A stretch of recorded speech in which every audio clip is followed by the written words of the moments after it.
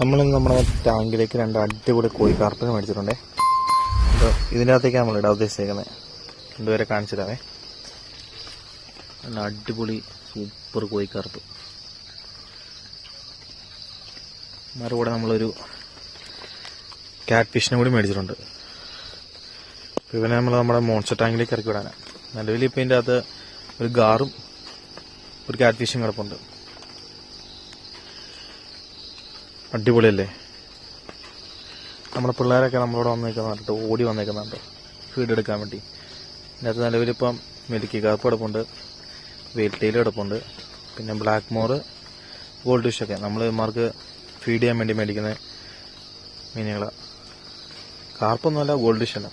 അതിൻ്റെ അകത്ത് കിടന്നു കഴിയുമ്പോൾ ഇച്ചിരി സൈസ് കഴിക്കുമ്പോഴേക്കും തീറ്റെടുക്കാൻ സൈസ് കഴിക്കുമ്പോഴേക്കും ഇതൊരു ഓടിക്കളിക്കുന്നത് ഉണ്ടോ, അത്ര ഇച്ചിരി സൈസൊക്കെ കഴിയുമ്പോൾ നമ്മൾ ഇതിൻ്റെ അകത്തേക്ക് എടുത്തിടും.